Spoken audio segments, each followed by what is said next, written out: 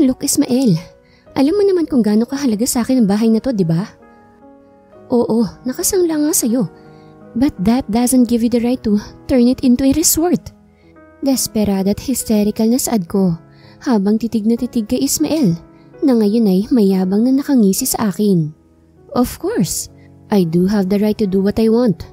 Binigay na nga sa akin ng mga magulang mong titulo hindi ba? Meaning wala na silang balak na tubusin ang bahay.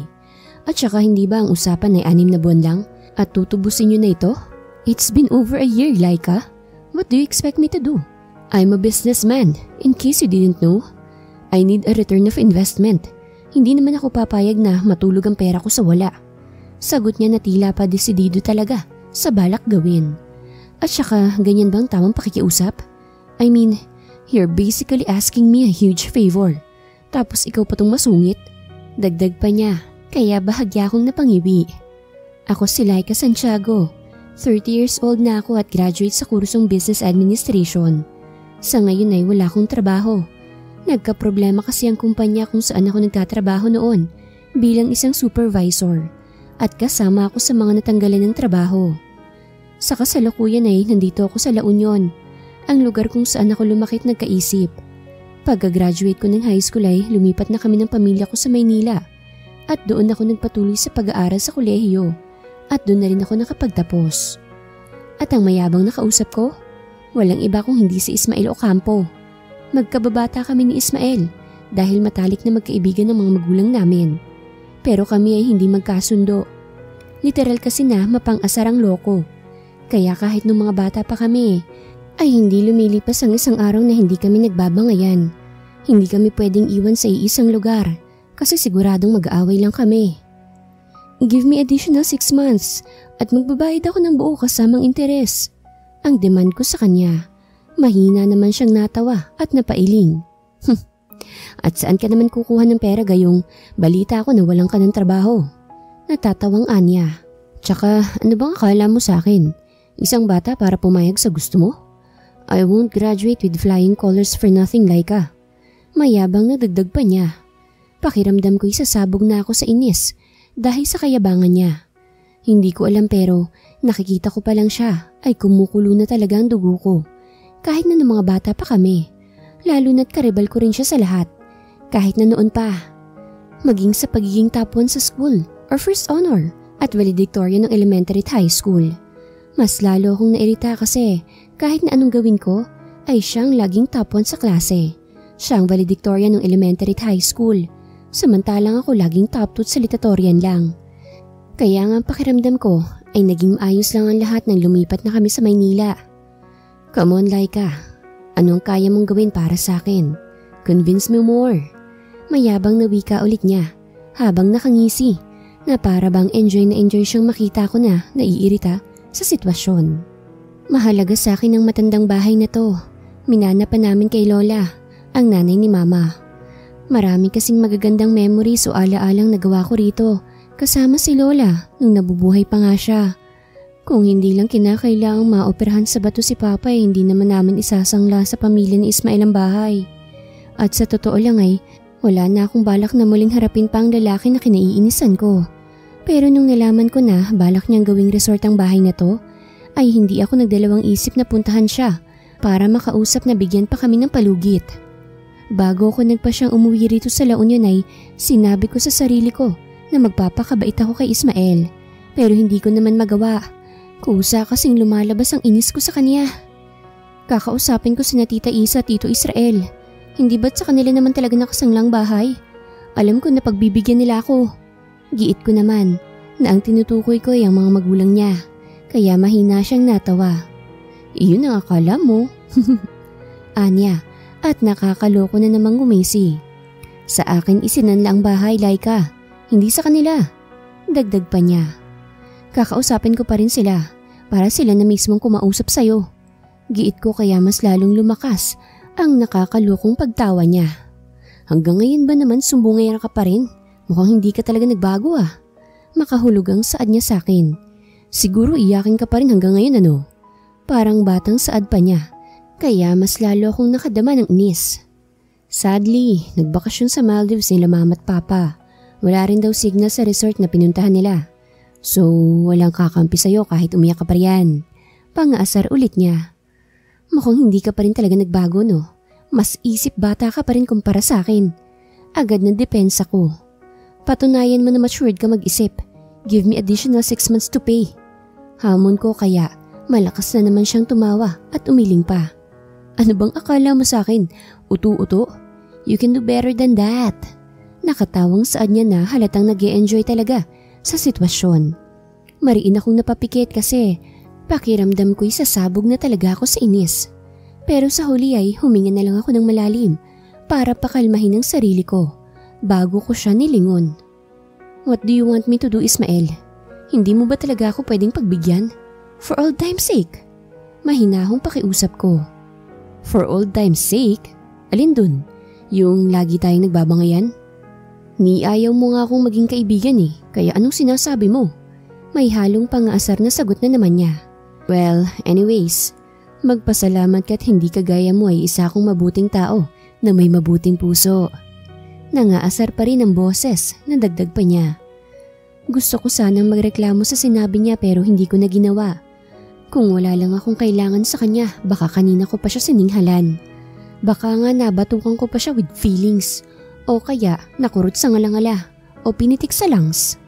You mean, pumapayag ka na? Masaya at may halong pag-asa na tanong ko. Not so fast, sagot naman niya. I have a proposition, dagdag pa niya. I'm listening, agad na wika ko. Alright, here's the deal. Paninimula niya. You see, may gusto kasi akong babae pero hindi ako marunong manligaw. Malakas akong humalakhak dahil sa sinabi niya kaya kaagad siyang natigilan at tiningnan niya ako ng masama. Peke naman akong umubo tapos ay kinigat ko pang ibabang labi ko at agad pinigilan ng sarili sa pagtawa. Go ahead, I'm listening. Wika ko kahit na gusto ko ulit na matawa. Hindi ako marunong manligaw kasi babae ang kusang lumalapit sa akin. Mayabang na pagpapatuloy niya, kaya napangiwi ako. Yabang talaga. Bulong ko pa sa isip. Gusto kong pagselosin ng babaeng yun eh. Ibabalik ko sa iyang titulo ng bahay kung papayag kang magpanggap na girlfriend ko para pagselosin siya. Ibabalik? Gulat na tanong ko. Sobra akong excited dahil doon. Oo. Hindi mo na kailangang bayaran basta maging kami ng babaeng gusto ko. Seryosong saad niya habang titig na titig sa mga mata ko. Agad naman akong nag-iwas ng tingin dahil pakiramdam ko ay malulunod ako sa lalim ng titig niya. Iginala ko pang mata ko sa kabuuan ng bahay. Tapos ay huminga ako ng malalim bago pilit na ngumiti at tumango kay Ismael. Deal, sagot ko. At gaya ng sinabi ko ay mahalaga sa akin ang bahay na ito. Gagawin kong lahat para mabawi lang ang bahay na alam kong mahalaga rin sa lola ko. Marahan kong iminulat ang mga mata ko pagkagising ko isang umaga. Dumampi kasi ang sikat ng araw sa mukha ko na lumalandas sa bintana na walang kurtina. Tapos ay sobrang gaan sa pakiramdam na marinig ang paghampas ng tubig dagat sa dalampasigan. Pagkatayo ko ay sumilip ako agad sa nakabukas na bintana at agad natanaw ang magandang tanawin. Ang kahabaan ng dagat na asul ang kulay. Good morning, La Union. Namiss kita. Nakangiti at masayang wika ko. Totoo yon. Sobrang namiss ko itong dati naming bahay. Sobra kong namiss ang ganda ng paligid. Good morning to you too. Breakfast is ready. Gulat akong napalingon sa pinto na biglang nagbukas. Nakasilip doon ang nakangising si Ismael. Anong ginagawa mo rito? Gulat at masungit na tanong ko. Hala, baka nakakalimutan mo na sa akin pa rin tong bahay. Dapat nga nagpapasalamat ka na hinayaan kitang tumuloy pa rin dito. Sagot naman niya kaya agad akong napangiwi. Oo nga pala, at sa kanya na ang bahay na ito. At mababawi ko lang kapag nagawa ko ng pinag-usapan namin kahapon. Ang mapasagot niya ang babaeng gusto niya. I mean, oo nga pala sa'yo to. Pero bakit nandito ka? Tanong ko naman. Dito rin ako tumutuloy. Sagot niya at ngumisi na naman. O diba ang sweet? Para na talaga tayong mag-asawa. Kulang na nga lang talaga matulog na rin tayo sa iisang kwarto. Nangaasar na dagdag pa niya. Tapos ay pinataas-taas pa ang mga kilay. Ew! Kilabutan ka nga sa sinasabi mo? Singhal ko kaya mahina siyang natawa. Sus, kunwari pa siya na nandidiri pero kinikilig naman. Nangaasar na naman na saad niya. Nagluto na po ako ng agahan, misis ko. Hindi ba't napaka-ideal ng boyfriend mo? Pogi na, matalino, successful at husband material pa. Natatawang dagdag ulit niya. Kaya pala sobrang lakas ng hangin sa labas eh. Mahina at pasaring na saad ko, tapos ay napailing pa. Maghilamos ka na tapos sabay na tayong kumain. Ayoko pa naman magutom ang girlfriend ko. Nangaasar na wika ulit niya bago nagpa siyang bumaba na. Napabuntong hininga na lang ako at muling napailing. Kung hindi lang para sa bahay na to, ay hindi ko matatagalan ng kayabangan niya. Pero alam ko na kailangan kong magtiis sa mga susunod pang araw, lalo na't fake girlfriend na nga niya ako. Nang matapos ako maghilamos at magbihis ay naglakad na ako pababa. Agad ko namang naabutan si Ismael na nakaupo sa hapag at hinihintay ako. Agad akong umupo sa isang bakanteng silya na malayo sa kanya kaya natawa siya. Sinong maniniwala na girlfriend kita kung ganyan ka kalayo umupo sa akin? Ano, kahapon lang naghintay tapos LQ agad? Natatawa at may halong pangaasar na saad niya. Oh come on Ismael, wala namang nakakakita. Kaya pwede ba huwag kang plastic? As if naman na close talaga tayo at mabait sa isa't isa. Sagot ko kaya malakas na naman siyang humalakhak. Medyo nagulat pa nga ako kasi tumayo siya tapos ay lumapit sa tabi ko. Mabait naman ako ah. Ikaw lang naman tong laging masungit. At saka dapat masanay ka na sa pagiging sweet sa akin. Paano lalabas na natural ang pagpapanggap natin kung parang palagi ka nilang pinaglihis sa sama ng loob? Mahabang saad niya. Hello, sa tingin niyo po ba magsusungit ako kung hindi ka mayabang at mapang-asar? Giit ko naman. Oh, umagang-umaga nagsusungit ka na naman. Gusto mo, ikis na lang kita? Nangaasar na tanong ulit niya, kaya mariin akong napapikit. Ayan, sa ganyang ka magaling. Kaya paano naman hindi iinit ang ulo ko sa'yo, aber? Napipi ko na wika ko. At saka, mas gusto ko pang magpahalik sa tao na amoy imbor na lang bibig kesa sa'yo. Mahina na lang ulit siyang natawa, bago na pailing. Hindi ka pa rin talaga nagbabago, Laika. Sobrang cute mo pa rin kapag naiinis. Anya, kaya bahagya akong nagulat at natigilan. Peke pa akong umubo, tapos ay nag-iwas ng tingin. Anyways, kailangan kong magpunta sa resort ngayon kasi may mga asikasuhin ako. Sumama ka sa akin para mas ma-all out ang pagpapanggap natin. Lalo na't may party sa resort mamayang gabi. At pupunta dun si Lira.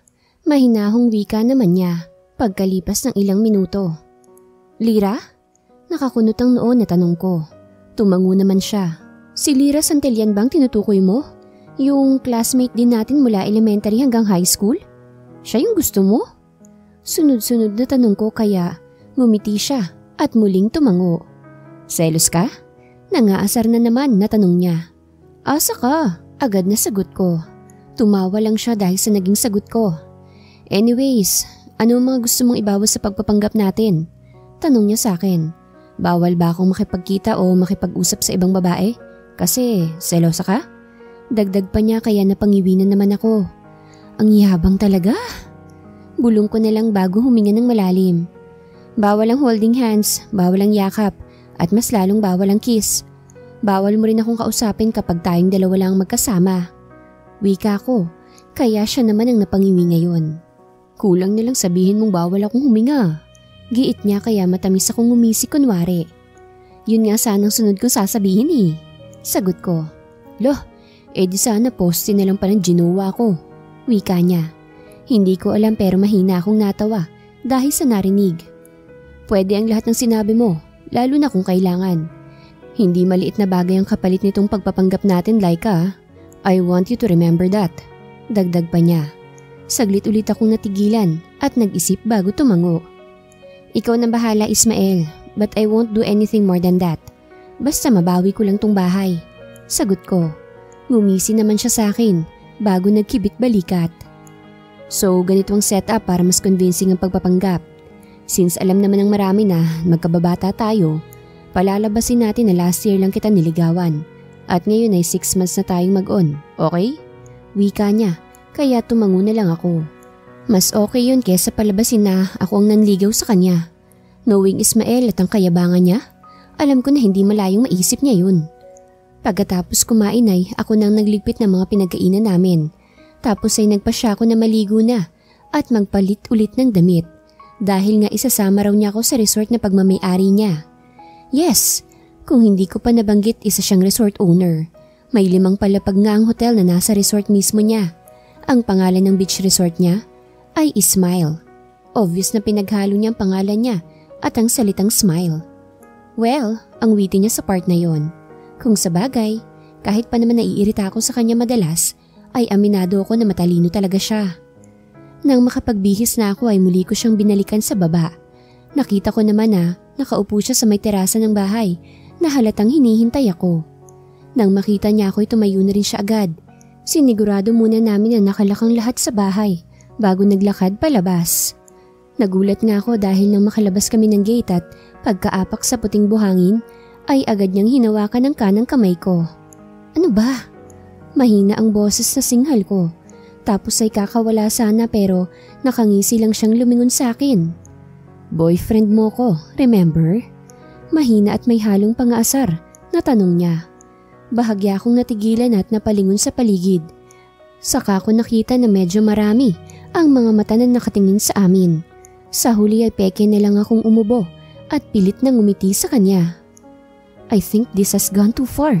I mean, paano na lang kung maging sila ng babaeng gusto niya? Paano kapag naging sila ni Lyra? E di isipin ng iba sa huli na talunan ako. Pero hindi na siguro mahalaga yon. Basta ang gusto ko lang ngayon ay mabawi ang bahay sa kanya. 10 minutes lang ang nilakad namin at nakapunta na kami sa resort niya. Pakiramdam ko nga ay sobrang tagal ng 10 minuto na yon. Dahil bukod sa mahirap maglakad sa maputi at pinong buhangin, ay ang dami pang mga matang nakatingin sa amin. Kaya medyo awkward. Good morning sir, coffee? Nakangiting bungad sa kanya ng isang babae. I'm okay Kat, pinagtimpla na ako ng kape ng girlfriend ko kanina. Nakangiti at may halong pagmamalaki na sagot niya. Medyo napangiwi pa nga ako kasi ang lakas ng boses niya. Yung parang pinaparinig talaga niya yun sa lahat. Oh, si Laika nga palang girlfriend ko. And babe, si Kat, sekretarya ko. Pagpapakilala pa niya. Pilit na lang akong ngumiti kay Kat at marahang tumango. Ang ganda niyo naman po ma'am. Nice to meet you po. Hindi po namin alam na may girlfriend po pala si sir. May halong lambing na saad niya. By the way Kat, paki-forward na lang sa email ko mga schedules ko for today. Tapos baka pwedeng samahan mo muna si Laika? Give her a tour. Tapos ibigay mo rin ang mga gusto niya. Nakangiting saad ulit ni Ismael. Nox naman sir, spoiled na spoiled niyo si mama. May halong kilig na wika ni Kath. Laika na lang please. Mahinahong pakiusap ko naman. Gusto sana kitang samahan at ipasyal sa resort pero alam mo naman na busy ako, di ba? Malambing na tanong pa sa akin ni Ismael nang harapin niya ako. Pilit naman akong ngumiti at tumango na lang. Okay lang kahit next year ka na matapos. Sagot ko at peke pang tumawa. Palabiro ka talaga, kaya mahal kita eh. Tumatawang sagot niya kunwari. Nagulat pa ako nang mas lalo siyang lumapit sa akin at hinalikan niya ako sa pisngi. Pakiramdam ko ay uminit ang ulo ko dahil sa ginawa niya. Pero pilit pa rin akong ngumiti at umarte na kinikilig. Ang sweet naman, sabi ko. Pasimple kong inilagay ang kanang kamay ko sa tagiliran niya. Tapos ay kinurot siya doon. Napangiwi naman siya na halatang nasaktan. Pero umarte siya na parang wala lang. Tapos ay matamis pang ngumiti sa akin. Bahagya pa akong lumayo sa kanya at nakangiting hinarap si Kath. Let's go? Nakangiting anyaya ko. Hindi ko na muling nilingon pa si Ismael nang magsimula na kaming maglakad ng sekretarya niya palayo. Pero narinig kong mahina niyang pagtawa dahil sa nangyari. Enjoy your day babe, I love you. Malakas na saad pa niya. Hiyang-hiya na ako dahil ramdam ko ang tingin sa amin ng karamihan sa mga empleyado niya. Maging ang ibang bisita sa resort. Hey, where's my I love you too? Di mo na ba ako mahal? Malakas na tanong pa niya. Huminga ako ng malalim kasi gustong gusto ko na siyang singhalan. Pero sa huli ay humarap na lang ako sa kanya at matamis na ngumiti. I love you. Malambing na sagot ko kunwari. Kinalabutan pa ako dahil sa sinabi ko. Ano ba? Umagang umaga pinapakalig niyo po ako. Nakakaloka. Kinikilig na wika ni Kat. Kaya pilit na lang akong ngumiti. Kung alam mo lang Kat. Kung alam mo lang. Bulong ko sa sarili ko bago nagpatuloy sa paglalakad. Wala namang espesyal na nangyari nung araw na yon. Gaya nung utos ni Ismael sa sekretarya niyang si Kat, ay sinamahan ako nito na maglakad-lakad at maglibot sa resort. Sobrang laki ng resort niya sa totoo lang at sobrang daming bisita.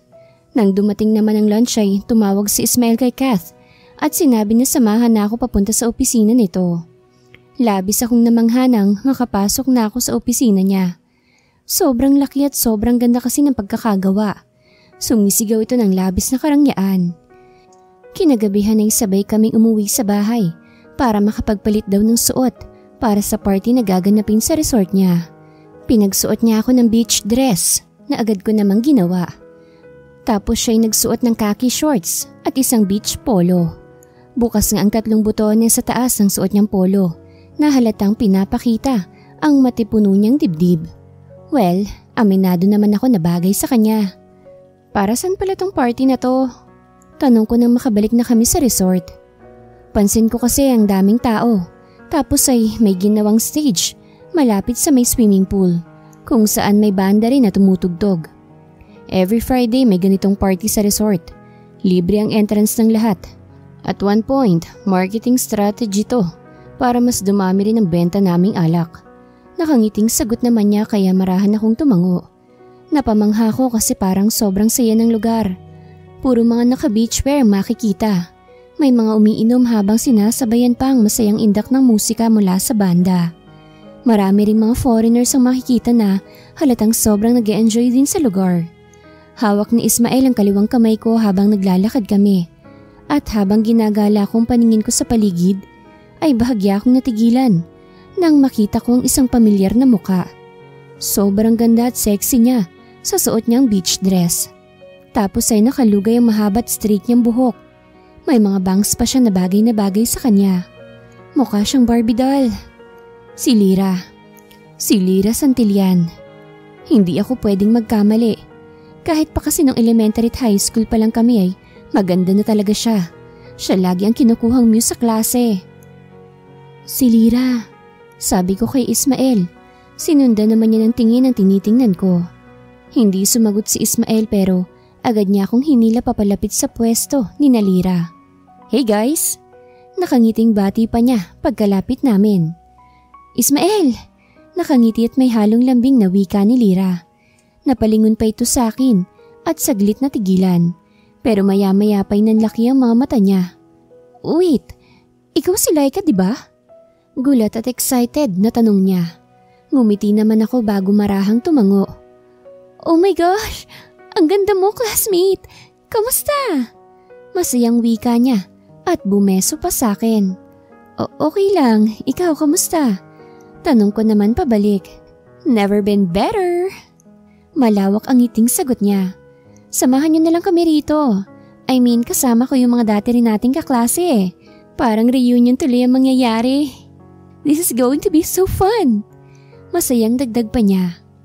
Magsasalita pa sana siya pero agad na bumaba ang tingin niya sa kamay namin ni Ismael na magkahawak. Wait, don't tell me.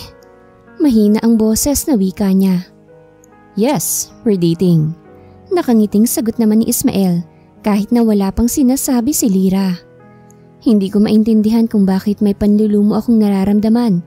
Gayong alam ko naman na nagpapanggap lang kami. Okay lang sa akin ang ganito pero ngayong kaharap na namin si Lyra, nanliliit ang tingin ko sa sarili ko. Alam ko kasi na ako ang kunwaring girlfriend pero si Lyra naman ang talagang gusto niya. Hindi ko talaga alam kung bakit ganitong nararamdaman ko gayong peke lang naman ang relasyon namin. Congrats! Sino mag-aakala na magiging kayo pala talaga no? Dati para kayong aso't pusa. Natatawang wika ni Lyra. Wala niligawan niya ako kaya sinagot ko na. Mayabang na sagot ni Ismael kaya napangiwi ako. I'm just kidding. Dagdag pa niya kaya sabay silang natawa. Napailing na lang ako at hindi na sumagot. Gaya ng napag-usapan ay sumali kami sa table nila. Naging masaya naman ang kwentuhan. Medyo nakakailang lang kapag may ginagawang kusitan sa akin si Ismael sa harap ng mga kasama namin. Tapos ay magiging kumpulan kami ng tukso. Ismael, di ba magandang boses mo? Kanta ka naman. Nakangiting wika nung isa naming kasama nang magtanong ang bokalista ng banda kung sinong gustong makijamming sa kanila. Akala ko nga hindi papayag si Ismael pero natatawa lang siyang tumayo at umakyat papunta sa stage. Naku po, ang big boss pala ng resort ang makakajamming natin. Nakangiting wika ng bokalista. Sa mga hindi pa po nakakakilala sa gwapong lalaki na to, he's Ismael Ocampo. He's the owner of this resort and he's also a good friend. Noong nagsisimula pa lang kaming magbanda nakakajamming na namin siya at maganda ang boses niya. Pagpapakilala pa ng bokalista kay Ismael. Maraming mga babae at binabae ang nagtilian dala ng kilig. Sobrang gwapo nga naman kasi niya. Well, there's this girl that I really adore. She's really special to me and I would like to dedicate this song to her. Nakangiting paninimula ni Ismael nang mahawakan ng mikropono. Kinilabutan ako nang simulan na niya ang pagkanta. Baby Blue Eyes yun, ng A-Rocket to the Moon. At bagay na bagay ang kanta sa boses niya. Kilig na kilig ang lahat habang pinanonood siya. Siya naman ay titig na titig sa akin. At aminado ako na sobrang lakas ng kabog ng dibdib ko habang nakatingin din sa kanya. Gosh, favorite song ko yan! Narinig kong saad ni Lyra. Ang sabi ko noon kapag may isang lalaking kinantahan ako niya, jojowain ko na talaga. Nakangiting dagdag pa niya. Saka ako napagtanto na katabi ko nga pala si Lyra. Kaya hindi malayo na siyang kinakantahan ni Ismael. Ang swerte mo naman, Laika. Kinikilig na wika pa niya sa akin. Pilit na lang akong ngumiti dahil sa narinig. Gusto kong sabihin sa kanya na siyang swerte at hindi ako. Kasi siya naman talagang totoong gusto ni Ismael at sigurado ako na para rin sa kanya ang kantang yon. Nang matapos kumanta ni Ismael ay bumalik na siya sa pwesto namin. Ako naman ay nanatili lang na tahimik. Hindi ko talaga alam kung bakit nakakaramdam ako ng disappointment. Gayong alam ko sa sarili ko na hindi naman dapat. Are you okay?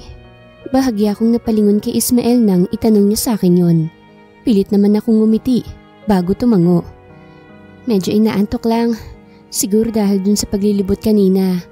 Tapos dahil din sa tama ng alak na nainom ngayon. Sagot ko naman. Gusto mo bang umuwi na tayo? Mahinahong tanong niya sa akin. Napalunok ako ng laway dahil sa narinig. Tayo? Parang ang gaan sa pakiramdam ng salitang yon. Agad akong napailing sa naisip. Tapos ay napabuntong hininga pa. Okay lang Ismael, mag-enjoy ka lang, kaya ko pa naman. Nakangiting sagot ko na lang. Hindi ko naman gusto na maging killjoy. Lalo pat alam ko na gusto niyang makasamang babaeng gusto niya. Si Lyra. Hindi naman muling nagsalita si Ismael. At hinayaan na lang ako. I'll just use the washroom.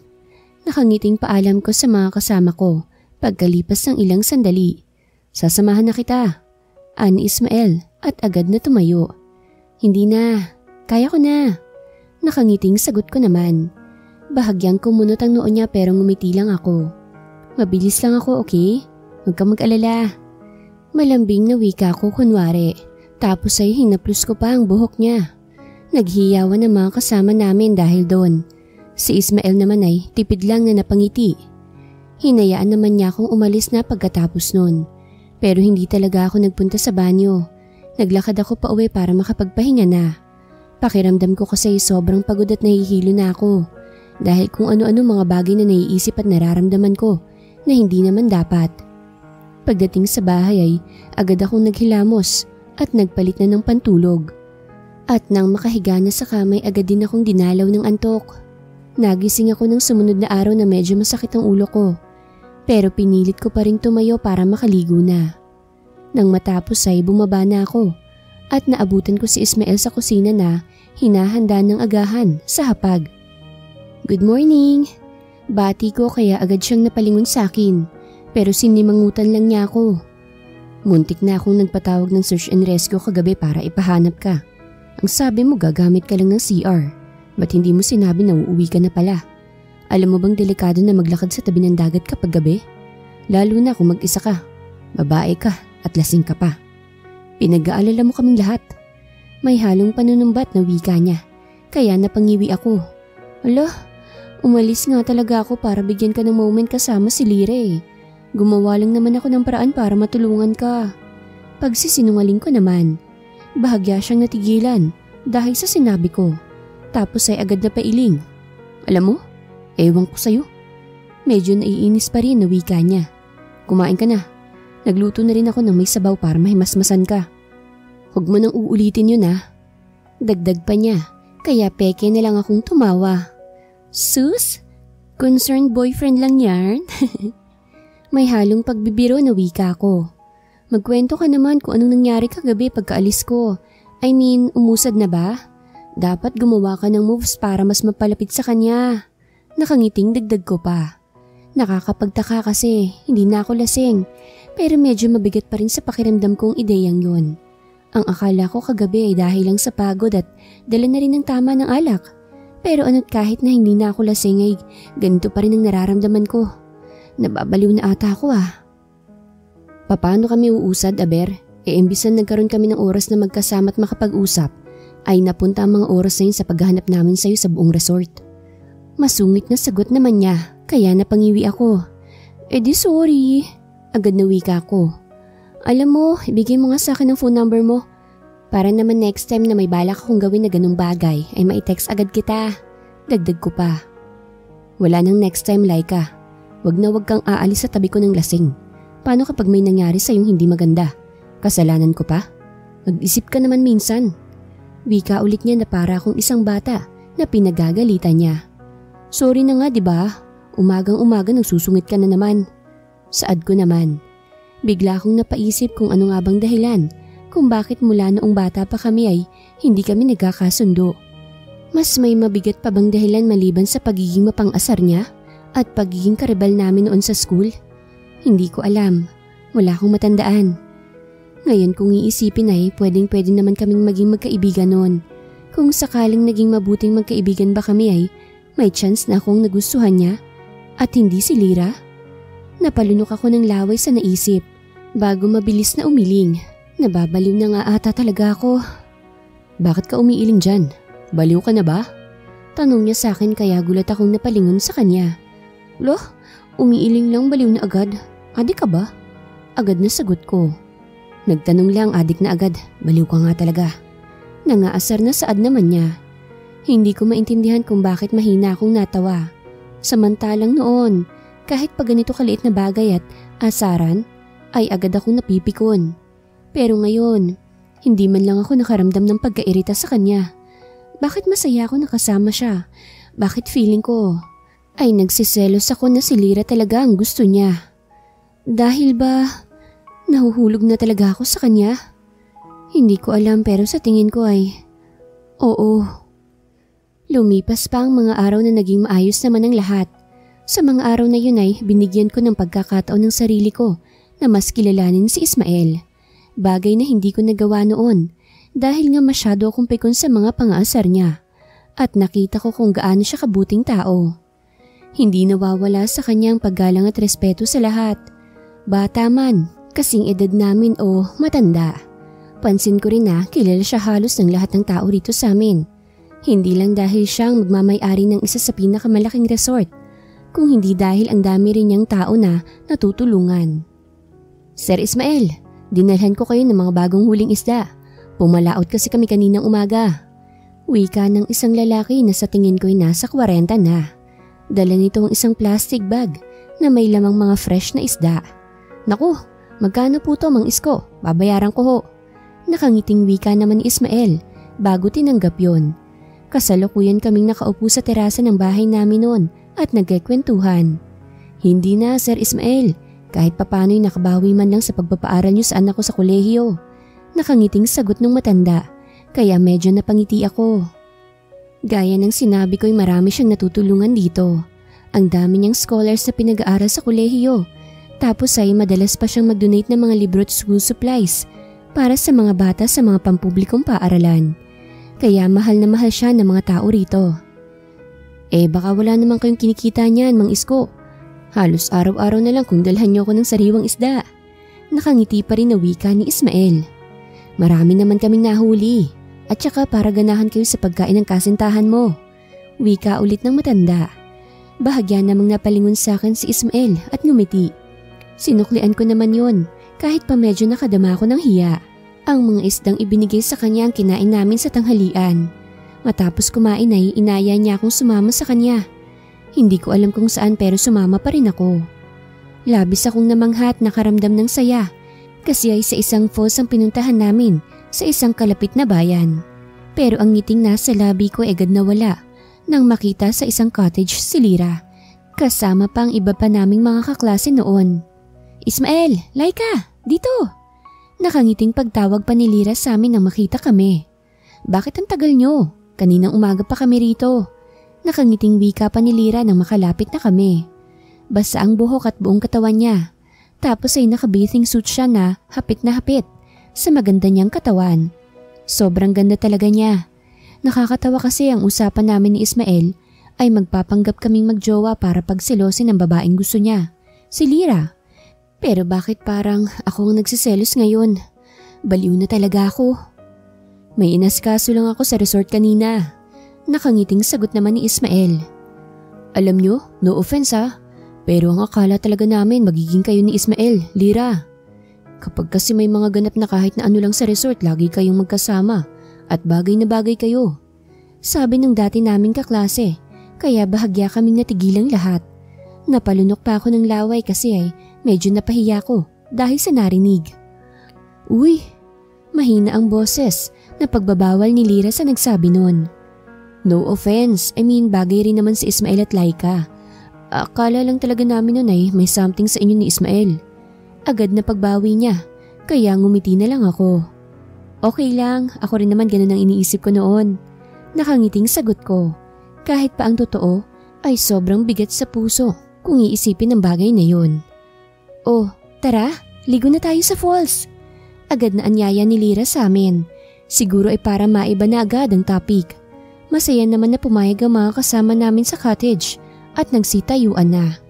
Halata kay Lyra na nahihiya siya sa akin kahit pa hindi naman siyang nagsabi nun. Hindi naman siya dapat mahiya kasi ay wala siyang ginawa o sinabing mali.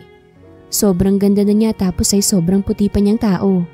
Hindi makapagtataka na nagustuhan siya ni Ismael. Ano naman ang laban ko sa ganito ka-almost perfect na babae? Gayong si Ismael na rin mismo nagsabi na pikon ako at parang laging pinagli sa sama ng loob. Laika, let's go! Nakangiting anyaya pa ni Lyra sa akin nang hindi ako tumayo mula sa kinauupuan. Meron kasi ako ngayon kayo na muna. Nakangiti at mahinahong sagot ko sa kanya. Marahan na lang siyang tumango tapos ay sumunod na sa iba pa. Bahagya akong napalingon kay Ismael na ngayon ay matamang nakatitig sa akin. Talaga ba? Bagay kami? Mababa ang boses na tanong niya. Hindi ko alam kung imahinasyon ko lang pero nakarinig ako ng konting disappointment sa boses niya. Baka nga imahinasyon ko lang yon. Kasi bakit naman siya madidisappoint doon, hindi ba? Oo, sagot ko tapos ay pilit pang ngumiti. Napabuntong hininga naman siya bago napailing. Sunod ka na sa kanila. Chance na to para makagawa ng moves kay Lyra.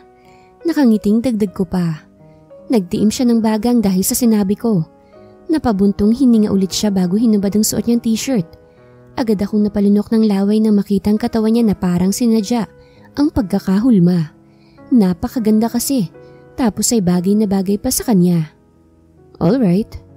Walang emosyong sagot niya bago hinagi sa akin ang hinubad na t-shirt. Napangiwi ako nang tumama yun sa mukha ko. Naamoy ko pa ang mabangong samyu nun. Naglakad na si Ismael papunta sa mga kasama namin at iniwan na ako sa cottage. Nang mag-isa na lang akong nakaupo ron ay mapait akong napangiti. Kaibigan ang turing nila sa akin at alam kong welcome na welcome ako sa circle of friends nila. Pero pakiramdam ko, kung hindi lang dahil kay Ismael ay hindi ako belong. Alam ko naman na hindi totoo yon. Alam ko na ako lang mag-iisip ng ganon. At siguro ngay naiisip ko ang ganong mga bagay dahil nga nagsiselos ako. Habang masaya silang naliligo sa falls ay nakangiti lang ako habang pinanonood sila. Rinig na rinig ko ang masaya at malakas nilang tawanan. Pansin ko rin na may mga pagkakataon na inaalalayan ni Ismael si Laika na siyang sobrang sweet tignan. Kapag ginagawa niya yun ay tumitingin siya sa akin at hindi ko alam kung bakit. At ganun nga ang naging eksena hanggang sa dumating ang hapon. Umarte ako na masaya at nag-e-enjoy. Kahit sa loob ko ay halos mamatay na ako sa inggit at selos. Sa tingin ko, dapat nang mapabilis ang pagpapasagot niya kay Lyra para naman hindi na ako mas mahulog pa at makaiwas na agad. Ang saya, sobra akong nag-enjoy. Thank you. Nakangiting wika ni Ismael sa mga kasama namin nang pauwi na kami. Kami rin, although medyo nakakalungkot kasi hindi nakaligo si Laika. Next time maligo ka na rin kasama namin ha. Nakangiting sagot naman ni Lyra, kaya ngumiti rin ako at tumango. Pasensya na ulit ha, kung wala lang akong dalaw sinamahan ko sana kayo. Pagsisinungaling ko naman. Okay lang, marami pa namang next time diba? Salamat ulit. Masayang sagot niya, tapos ay sumakay na sila sa dala nilang sasakyan. Nang makaalis na sila ay sumakay na rin kami ni Ismael sa kotse niya at pinaandar niya yun agad. In fairness improving na kayo. Alam mo, feeling ko bet ka rin talaga niya. Kaya konting push pa, kaya mo yan. Kunwari ay masayang wika ko habang nasa biyahe kami. Really? Ang tanging naisagot na lang niya. Hindi ko talaga alam pero mukha siyang bad trip sa akin. Ganun pa man ay nagpasya ako na huwag na lang yung isipin at tumahimik na lang hanggang sa makauwi na nga kami. Ganoon pa rin ang mga eksena sa mga sumunod pang araw. May mga pagkakataon na makakasama namin si Lyra at sinusubukan kong gumawa ng paraan para mas magkalapit sila ni Ismael. Feeling ko nga minsan ay obvious na ang ginagawa ko pero minamadali ko na kasi para matapos na ang pagpapanggap namin. Gusto ko nang bumalik sa dati kong buhay. Yung mga araw na hindi ko iniisip si Ismael at hindi ako bothered sa nararamdaman ko para sa kanya. Nahihilo na ako. Gosh, ang dami nating nainom na alak. Sabi ni Lyra isang gabi matapos ang party sa resort ni Ismael na nagaganap tuwing Biyernes. Sino maghahatid sa'yo, Lyra? Nakangiting tanong ko. Nagsialisa na kasi ang iba pa naming mga kasama at naisip ko na ipahatid sana siya kay Ismael para magkaroon ulit sila ng oras na magkasama. Wala nga sagot naman niya.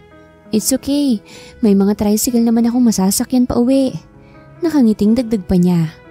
Late na Lyra, delikado rin na umuwi kan mag-isa, lalo na't babae ka.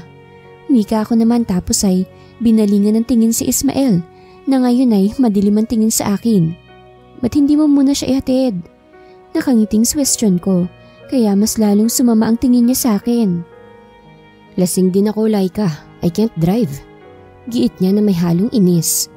Uy hindi, ayos lang, kaya ko naman Nakangiting saad naman ni Lyra. Di mag-sleep over ka na lang muna sa bahay. Nakangiting wika ko pa. Kakasya naman sa'yo mga damit ko para may pamalit ka. Hindi lang talaga kita pwedeng hayaan na umuwing mag-isa. Mahabang dagdag ko pa. You're so kind, Laika. No wonder nahulog sa'yo si Ismael. Wika niya at mahina pang natawa na halatang lasing na talaga. Alright then, para sa ikapapanatag ng loob mo kung hindi man ako nakakaabala sa'yo. Dagdag pa niya. Sabay-sabay na kaming naglakad papunta sa bahay pagkatapos nun. 2:00 na yun ng madaling araw at sobrang tahimik na ng paligid. Nang makarating kami sa bahay ay agad kong pinaghanda ng masusuot si Lyra at nang makapaghilamos na siya ay dumiretso na rin siya sa kwarto ko at agad nang natulog. Dala marahil ng labis na kalasingan. Nagpasya naman ako na bumaba para masigurado na nakalakang lahat at medyo nagulat ako kasi nakita kong nakahiga si Ismael sa may sofa at mahina pang humihilig. Hindi naman ako nagdalawang isip na lumapit sa kanya.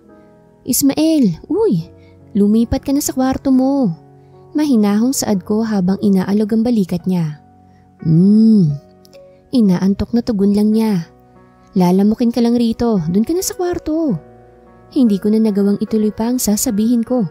Nang magmulat kasi ang mata niya, ay marahan niya akong hinila. Kaya agad akong napadapa sa may dibdib niya.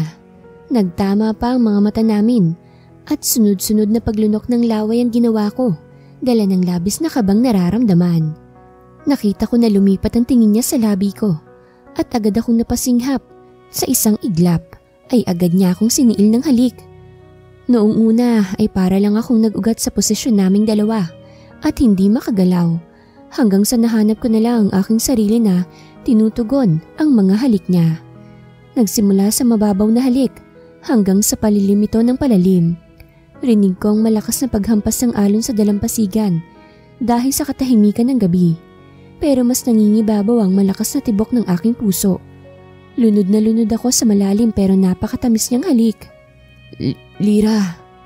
Agad akong natigilan nang marinig ang bulong niya. Mabilis pa sa 4:00 na tumayo ako.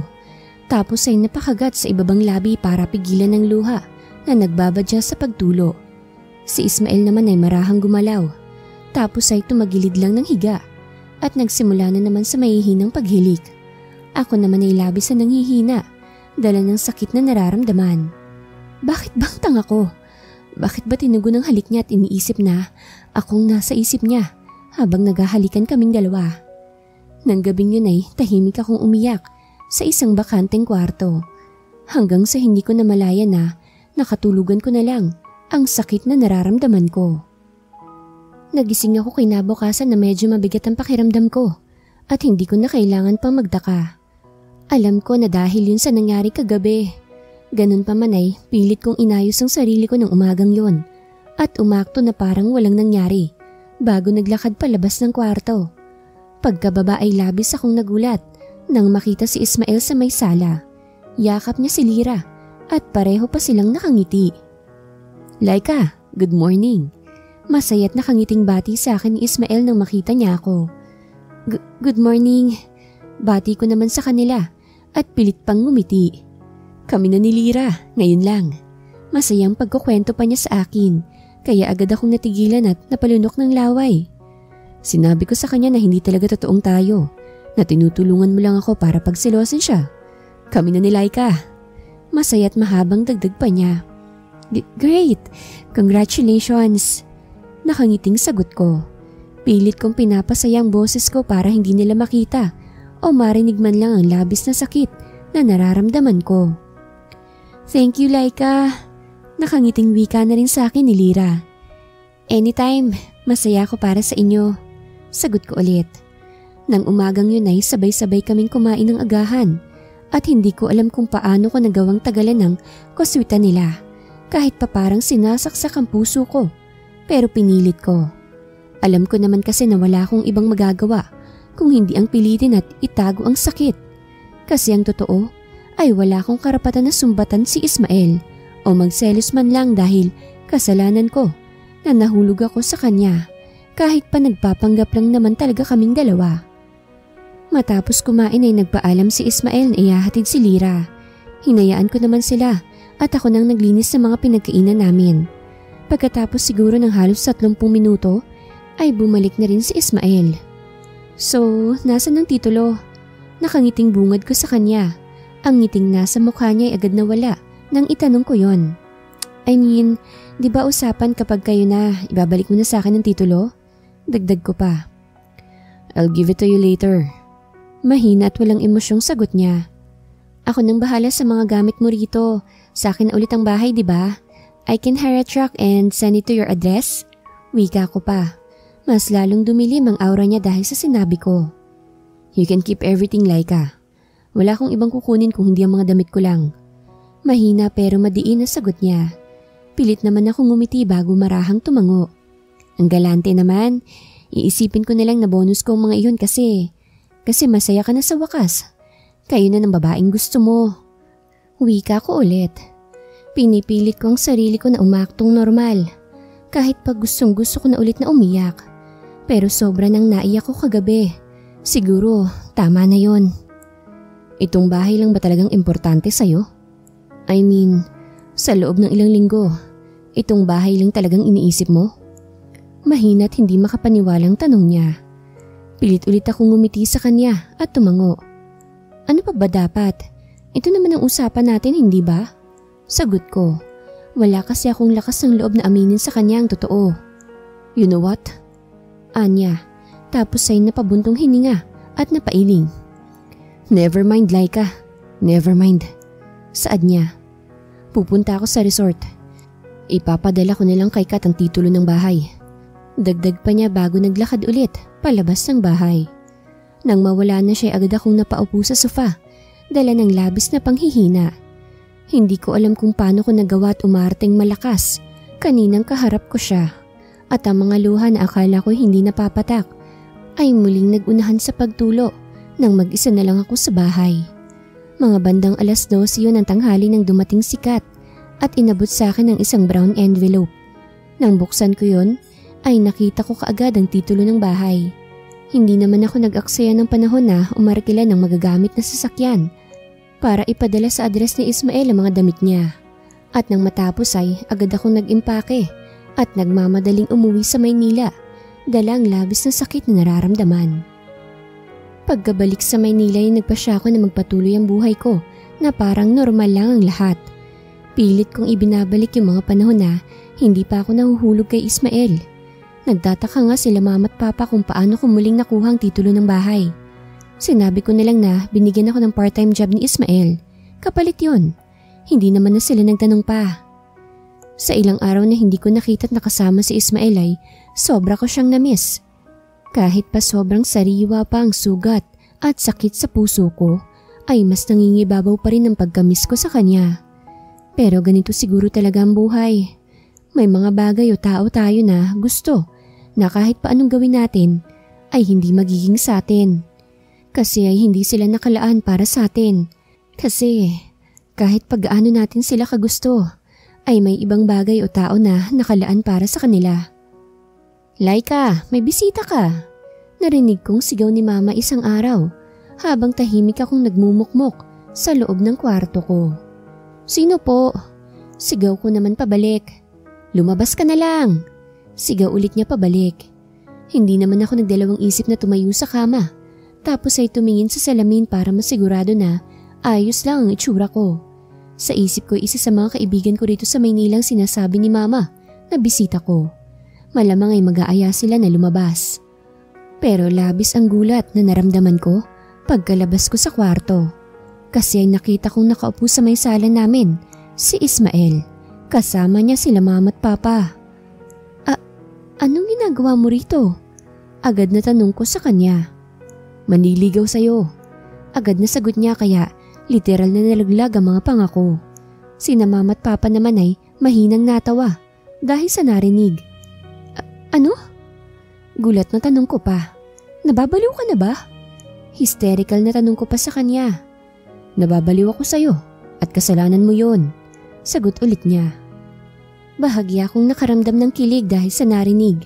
Ramdam ko nga rin ang nag-init ang magkabilang pisngi ko. Kaya naman peke akong umubo at agad na nag-iwas ng tingin. Sakto at may check-up ang papa mo ngayon. Iiwan na muna namin kayo at babalik din kami agad bago magtanghalian. Huwag ka na magluto Laika at bibili na lang kami sa labas. Sabi ni mama, tapos ay tumayo na sila ni papa.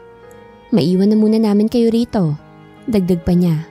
Nagsimula na silang maglakad palabas at nang wala na sila sa bahay ay muli kong binalingan ng tingin si Ismael. Yung totoo, anong ginagawa mo rito? Seryosong tanong ko sa kanya. Paulit-ulit tayo Laika. Manliligaw nga sabi ako sa iyo di ba? Masungit na sagot niya, kaya napangiwi ako. May manliligaw bang masungit? Singhal ko naman sa kanya. At saka anong manliligaw ka sa akin? Hindi ba't kayo nanilira? Naguguluhan na tanong ko pa. Napabuntong hininga naman siya bago tipid na ngumiti sa akin. It was all just for show. Mahinahong wika niya, kaya mas lalo kong naguluhan. Hindi kita maintindihan Ismael. Saad ko ulit. Hindi ko alam kung paano magsisimula. Anya, tapos ay sumandal pa sa sofa na kinauupuan niya. Pero nung mga bata pa lang tayo, gusto na kita. Hindi ka ba nagtataka kung bakit lagi kitang inaasar? Kasi yun lang ang alam kong paraan para makuha ang atensyon mo. Kahit noong lumipat na kayo rito sa Maynila, ay may sound creepy pero lagi kitang ini-stalk sa social media. Madalas din akong magpunta rito para lang makita ka mula sa malayo. Pero wala akong lakas ng loob na lapitan ka kasi nahihiya ako. Mahabang pagkukwento niya. Totoo na kila Mami at Daddy na isang lang bahay niyo sa La Union. Pero ako mismong tumubos nun sa kanila. Wala talaga akong plano na gawing resort ang bahay kasi alam ko na mahalaga yun sa'yo. Pero yun ang sinabi ko kasi alam ko na uuwi ka kaagad. At tama nga ako, dagdag pa niya. Nung sinabi ko na ibabalik ko sa iyong bahay, basta tulungan mo ka na pagselosin ng babaeng gusto ko. Ikaw talagang tinutukoy ko at hindi si Lyra. Lyra is a good friend at alam niya kung gaano ko ka-addict sa'yo. Simula pa lang, alam na rin niya na nagpapanggap lang tayo para pagseloson siya kunwari. And they're all secretly helping me. Mahabang dagdag pa niya. Biglang pumasok sa alaala ko ang mga pagkakataon na magkakasama kami. Maging yung mga sinabi ng isa naming kasama nung nasa falls kami na bagay raw sina Lyra at Ismael. Ibig sabihin ay pinagsiselos talaga nila ako noon. Ang plano ko pagselosin natin kunwari si Lyra. Pero ang totoo, ikaw talaga ang gusto kong magselos. Wika ulit niya. That night, when we kissed, paninimula ulit niya. Hindi ako lasing at hindi rin ako tulog. Alam ko na ikaw ang hinahalikan ko. And I was so happy. Binanggit kong pangalan ni Lyra para pagselosin ka. Pero para na akong mababaliw kasi hindi ko man lang makita na apektado ka. Kaya kinabukasan kinausap ko si Lyra na sabihin namin sa'yo na kami na. Dagdag ulit niya. Napakagat ako sa iba mga labi ko. Sobrang galing ko palang magtago ng emosyon na hindi niya nakita ang sakit at selos na nararamdaman ko ng mga panahong yon. Kaya sobra akong nasaktan nung una mong itanong sa akin nung araw na yun ay ang titulo ng bahay niyo. Pakiramdam ko na sayang ang lahat ng effort ko kasi sa huli, hindi mo pa rin napapansin na ikaw talagang gusto ko. May halong lungkot na wika niya. Sobra akong nasaktan nung ipa-deliver mo sa bahay ang mga gamit ko. Nung puntahan kita, umalis ka na. Sobrang lungkot ng boses, nadagdag pa niya. Bakit hindi mo nalang agad sinabi sa akin? Mahina at nalilitong tanong ko. Dahil kilala mo ko bilang mapang-asar at hindi seryoso na tao. Anong iisipin mo kapag sa unang pagkikita natin sasabihin ko kagad sa'yo na gusto kita at gusto kitang ligawan? Tanong niya. Bahagya naman akong napanguso kasi may punto siya. Kung noong una pa lang yun ang sinabi niya, ay tiyak na hindi ako maniniwala. Alam mo ba kung gaano kahirap sa akin na itago ang sakit at selos? Nangihinang tanong ko naman. Nakita ko na bahagyang umawang ang bibig niya dahil sa tanong ko. Alam mo rin ba na sobra akong umiyak nung gabing hinalikan mo ko? Tapos, binanggit mo yung pangalan ni Lyra? Ha? May halong panunumbat na tanong ko pa. Agad naman siyang tumayo tapos ay marahang naglakad, papalapit sa akin. I'm sorry. Puno ng sinseridad na bulong niya. Kung alam ko lang, sana hindi ko na ginawa yun. Sana umamin na ako kaagad sa'yo. Sana sinabi ko kaagad na ikaw talagang gusto ko. May halong lambing na wika pa niya, kaya napalunok ako ng laway. Paano naman ako maniniwala sa'yo? May halong pagdududa na tanong ko pa. I mean, malay ko ba kung niloloko mo lang ako na baka si Lyra talaga ang gusto mo? Dagdag ko pa. Lesbian si Lyra at may partner siya. 3 years na sila. Sagot niya kaya nagulat ako. Gaya rin ng sinabi ko ay alam niya. Alam niyang lahat na noon palang patay na ako sa'yo. Sa totoo lang, bago ako nagpunta rito ay natatakot ako na baka hindi ka maniwala sa akin at basta mo na lang akong i-reject. Pero sabi ko sa sarili ko bahala na. Wala kasing mangyayari kung patuloy ako matatakot. Masaktan na ako sa huli. Alam ko naman na sobrang worth it pa rin kasi ikaw ang pinag-uusapan natin dito. At willing ako na gawin ang lahat, as in lahat, para mapatunayan ko sa'yo na mahal kita. Simula noon at hanggang ngayon. Ikaw lang. Puno ng pinaghalong lambing at sensiridad na wika niya. Mariin akong napapikit kasi ay natatakot pa rin talaga ako na sumubok. Lalo pat sobrang sakit ang naramdaman ko bago ko umalis sa La Union. Kahit pa narinig ko pang paliwanag niya ay natatakot pa rin ako. Tama siya, mapang-asar at maloko siyang tao. Pero alam ko na hindi siya sinungaling. Kaya naman sa huli, kahit pa natatakot ako, ay huminga ako ng malalim at pilit na ngumiti sa kanya. Madalas, isip bata ako. Wika ko. Willing ako na ibibi ka. Agad na sagot niya kaya mahina akong natawa. Madalas, pikon ako. Saad ko pa. Willing ako na tumanggap ng suntok at kurot mula sa'yo. Agad na sagot ulit niya. Kapag sinaktan mo ko, isusumbong kita kila mama at papa. Pati kina Tita Isa at saka Tito Israel. Sabi ko na ang tinutukoy ko ay ang mga magulang niya, kaya mahina siyang natawa.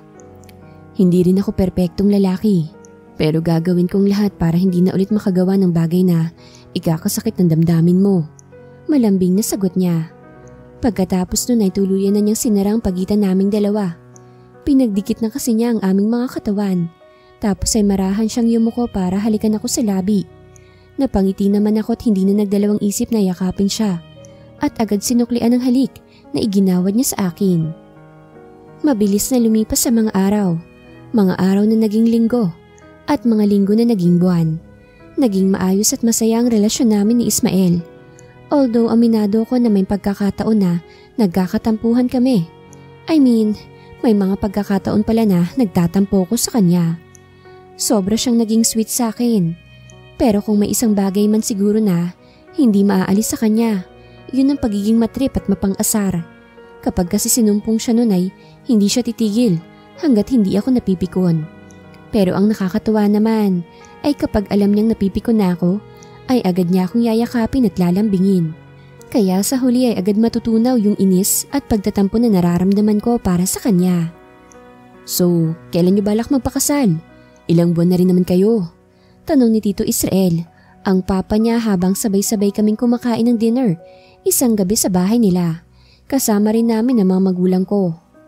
Last month kasi, siya rin namang hindi na nagtatrabaho sa Maynila si tatay ay napagpasyahan namin na bumalik na dito sa La Union at dito na talaga manirahan.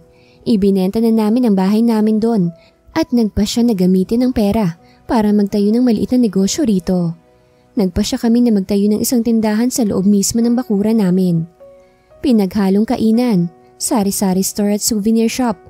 Naging okay naman ang negosyo lalo pat malapit ito sa resort ni Ismael at maraming mga turista na nagagawi sa banda namin. Willing naman po ako na pakasalan siya anytime, basta ready na po siya. Nakangiting sagot ni Ismael. Napangiti rin ang mga magulang namin dahil sa sinabi niya. Ako naman ay bahagyang napanguso kasi ay agad akong nakaramdam ng labis na kilig. Bakit iha? Hindi ka pa ba ready na maikasal sa anak namin? Nakangiting tanong sa akin ni Tita Isa. Paano naman po ako magiging ready, hindi naman po siya nagpo-propose? May halong pagbibiro na tanong ko kaya natawa ang lahat. So hinihintay mo lang pala akong mag-propose? Naghahamong tanong naman ni Ismael sa akin kaya napahagikik ako dala ng labis na kilig. Para kang ewan. Saad ko na lang kunwari. Hindi pa rin talaga ako makapaniwala na magiging kayo. I mean, ilang buwan na rin naman at sobrang saya namin. Pero ang hirap lang paniwalaan, lalo pat hindi talaga kayo magkasundo ng mga bata pa kayo. Dinaig niyo pang aso't pusa. Natatawang saad naman ni Papa na siyang nagpangiti sa akin. Mahal kita kahit paminsan ay isip bata at pikon ka. Nagulat ako nang may magsalita nun mula sa likuran ko. Agad akong napalingon at nakita ko ang mga kaibigan at kaklase namin na nandoon lahat. Gulat na gulat ako kasi hindi ko na malayan ang pagdating nila. May hawak pa silang mga rosas at mga lobo. Mahal kita kahit pa madalas mo kong sungitan, suntukin at kurutin. Sabi pa nung isa kaya mahina akong natawa. Ano to? Natatawang tanong ko pa. Mahal kita kahit madalas kang may PMS at magtampo ng walang dahilan. Sabi naman nung isa pa. Marami ang rason para kumawala sa'yo, pero mas marami ang rason para mas mahalin pa kita. Nakangiting wika naman ni Lira sa huli. Gaya nung sinabi ko sa'yo, hindi ako perpektong lalaki. May mga pagkakataon na nagkakatampuhan tayo, pero mas lalo lang kitang minamahal sa bawat tampuhang yun. Ikaw ang nag-iisang babae na gusto kong maging kaaway, kakampi, at katuwang sa lahat ng bagay. Wika naman ni Ismael. Labis akong kinabahan nang makita siyang nakangiti sa akin at tumayo habang hawak ang isang maliit na box. Pagkalapit niya sa akin ay agad siyang lumuhod sa harapan ko.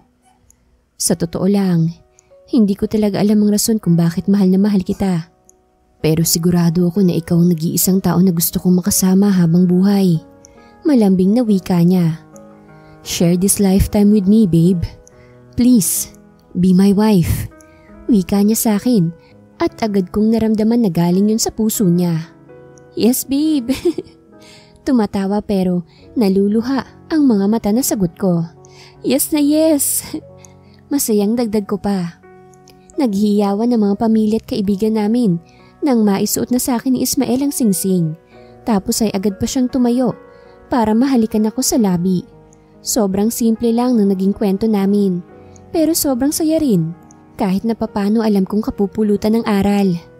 Isa sa mga aral na yun ay ang pagtitiwala. Alam ko na mahirap ang magtiwala, lalo na malay natin maging sobrang worth it ng lahat sa huli. Ako nga pala si Laika Santiago at handa na akong simulan ang bagong yugto ng buhay ko, kasamang lalaki na gusto kong makasama habang buhay. Si Ismael Ocampo. Wakas.